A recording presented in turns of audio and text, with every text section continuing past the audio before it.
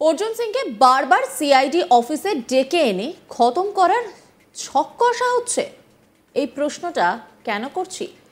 মমতা ব্যানার্জি ভয় পাচ্ছেন, তাই সিআইডি পুলিশ দিয়ে বিরোধীদের কণ্ঠরোধ করে ক্ষমতায় টিকে থাকার চেষ্টা করছেন।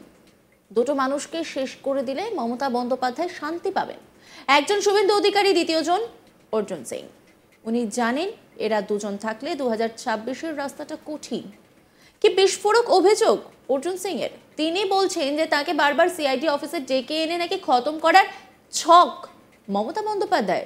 ফের সিআইডি তলব নিয়ে বিস্ফোরক বিজেপি নেতা অর্জুন সিং। 2010 থেকে 2019 এই সালের মধ্যে শুরু থেকে ভাটপাড়া পৌরসভার চেয়ারম্যান থাকাকালীন দুর্নীতির অভিযোগে দ্বিতীয়বারের জন্য বৃহস্পতিবার সিআইডির তলব নিয়ে অর্জুন সিং আশঙ্কা প্রকাশ করেছিলেন যে মমতা বন্দ্যোপাধ্যায় ভয় পাচ্ছেন, তাই সিআইডি পুলিশে বিরোধীদের কণ্ঠরোধ করে ক্ষমতায় টিকে থাকার চেষ্টা করছেন। কিন্তু 2026 সালে মমতা বন্দ্যোপাধ্যায় সরকারে থাকবেন না, এটা সকলেই জানে।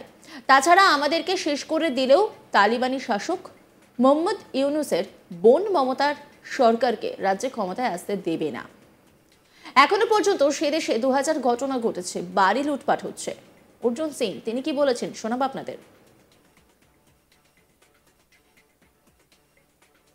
সিআইডি মমতা ব্যানার্জি ভয় পাচ্ছেন, তার জন্যে বিরোধীদেরকে কণ্ঠাসা করার জন্যে এইসব সিআইডি পুলিশ এইসব হাবিজাবি করে উনি চেষ্টা করছেন ক্ষমতায় টিকে থাকবেন। 2026 সালে মমতা ব্যানার্জি ক্ষমতায় থাকবেন না, এটা সর্ববিদিত আছে, সবাই জানে।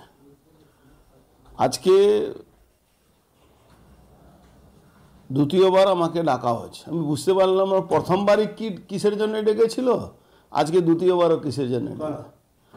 সিআইডি তরফ থেকে যে প্রথমবার আমাকে ডাকা হয়েছিল সেই 4 ঘন্টা আমার সময় নষ্ট করা হলো, আর আজকে জানি না কতক্ষণ আমার সঙ্গে কথাবার্তা বলা হবে। পুরোপুরি সময় নষ্ট করা, কোনো ভিত্তি নেই, কোনো নেই। আমি বারবার আগেও বলেছি, রাজনৈতিক প্রতিহিংসা নিয়ে মমতা ব্যানার্জি ক্ষমতায় থাকতে চাইছেন। একদিকে সারা বাংলায় মানুষ নিজের সাংবিধানিক অধিকার পাচ্ছে না, আরজি করে অভয়ার তিলোত্তমা যে অপরাধীদেরকে আড়াল করার চেষ্টা উনি করেছেন, সেই দিকে মন না দিয়ে সবসময় মানুষকে বিভ্রান্ত করে সরকারি পয়সাতে। আজকে 2-4জন অফিসার বসে থাকবে, তাদের অন্য কাজ, অনেক রকম কাজ থাকতে পারে, অনেক রকম যারা অপরাধী আছে তাদেরকে গ্রেপ্তার করা, তাদের বিরুদ্ধে তদন্ত করা দরকার, সেখানে না করে রাজনৈতিক লোকগুলোকে হ্যারাসমেন্ট করার চেষ্টা আছে। যদি কোনো ভিত্তি থাকতো তাহলে নিশ্চিতভাবে কোর্ট আমাদেরকে প্রোটেকশন দিত না। এতে প্রমাণ হচ্ছে কি কোর্টের কাছে যে তথ্যগুলো আমরা দিচ্ছি বা পুলিশ যে এফআইআর করেছে তার মানে তার কোনো ভিত্তি নেই। তাই জন্যে এই আমাদের পশ্চিমবাংলার মানুষের ট্যাক্সের পয়সা দিয়ে উনি মাঝে মাঝে ইচ্ছা করে কখনো উত্তরবঙ্গ দার্জিলিং ঘুরে বেড়াচ্ছেন, কখনো নৈহাটি ঘুরে বেড়াচ্ছেন, কখনো সবই সরকারি পয়সা দিয়ে দলদাস। রাজ্যটাকে হিন্দুদের শেষ করে দেওয়ার জায়গায় নিয়ে যাচ্ছেন। আমি বাংলার সমস্ত সনাতনী ধর্মের মানুষকে বলছি যে যেখানে থাকুন, ভোট দিতে যাওয়ার সময় ভোটাররা যেন মনে করেন যে মমতা হলেন তালিবানি ইউনূসের বোন, তাই মমতাও এই রাজ্যটাকে তালিবানি শাসনের দিকে নিয়ে যাচ্ছেন। 2010 থেকে 2019 সালের শুরু পর্যন্ত ভাটপাড়া পৌরসভার চেয়ারম্যান থাকাকালীন দুর্নীতির অভিযোগে দ্বিতীয়বারের জন্য বৃহস্পতিবার সিআইডির তলব নিয়ে অর্জুন সিং আশঙ্কা প্রকাশ করেছিলেন যে রাশিয়া থেকে আনা রাসায়নিক দিয়ে তাকে শেষ করা হতে পারে, কারণ দুটো মানুষকে শেষ করে দিলে মমতা বন্দ্যোপাধ্যায় শান্তি পাবেন। একজন শুভেন্দু অধিকারী, দ্বিতীয়জন অর্জুন সিং। উনি জানেন এরা দুজন থাকলে 2026-এর রাস্তাটা কঠিন আছে, আমরা শেষ হয়ে যাব, কিন্তু 2026-এ মমতা ব্যানার্জিকে ক্ষমতায় আসতে দেব না। কি বলছেন অর্জুন সিং শোনাবো আপনাদের। তালিবানির ইউনুসের, আমার অপোজিশন লিডার কালকে তো বলেছেন তালিবানি ইউনুসের দিদি বা বোন, উনি বোন বলেছেন মমতা ব্যানার্জি। তালিবানি ইউনুসের বোন হলেন মমতা ব্যানার্জি। উনি বাংলাটাকেও এই হিন্দু জায়গা নিয়ে যাচ্ছেন। আমি বাংলার সমস্ত সনাতন ধর্মের মানুষকে বলছি, যে যেখানে দলে থাকুন, বিজেপি আসতে হবে না, কিন্তু ভোট দিতে বেরোবেন যখন, তখন মনে করবেন কি এই তালিবানি ইউনুসের ইনি বোন, ইনি বাংলাকে তালিবানি শাসনে নিয়ে যাচ্ছেন। বাংলায় তো ভোটই দেওয়া যাচ্ছে না।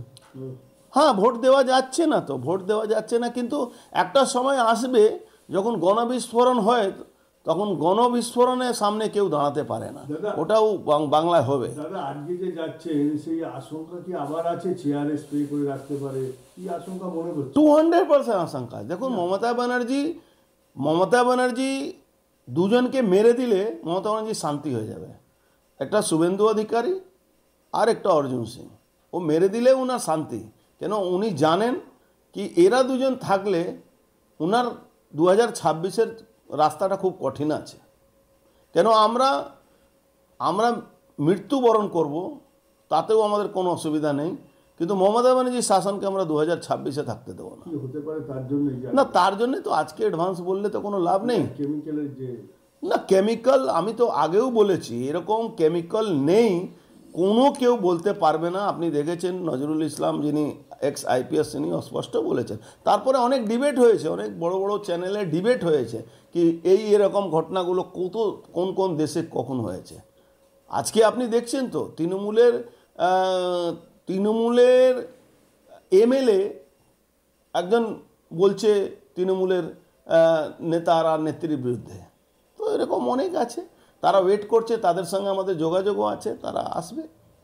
হুমায়ুন কবির সঙ্গে যোগাযোগ আছে? না, হুমায়ুন কবির সঙ্গে আমরা, যে হিন্দু কথা বলবে সে তার সঙ্গে যোগাযোগ আমরা রাখবো না, কিন্তু হুমায়ুন কবির একটা কথা আপনি ভুলে যাচ্ছেন কি 20টা সিট কি করে জিতবে তৃণমূল, এটা আমরা দেখব, এটাও তো ব্যাপার আছে। আমাদের তো সবটাই ঠিক আছে।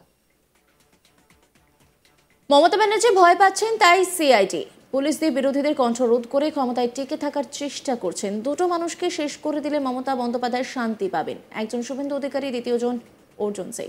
উনি জানেন এরা দুজন থাকলে 2026-এর রাস্তাটা কঠিন আছে। কি বিস্ফোরক অভিযোগ অর্জুন সিং এর। তিনি বলছেন যে তাকে বারবার সিআইডি অফিসে ডেকে এনে নাকি খতম করার ছক কষছেন মমতা বন্দ্যোপাধ্যায়। ফের সিআইডি তলব নিয়ে বিস্ফোরক অভিযোগ অর্জুন সিং এর।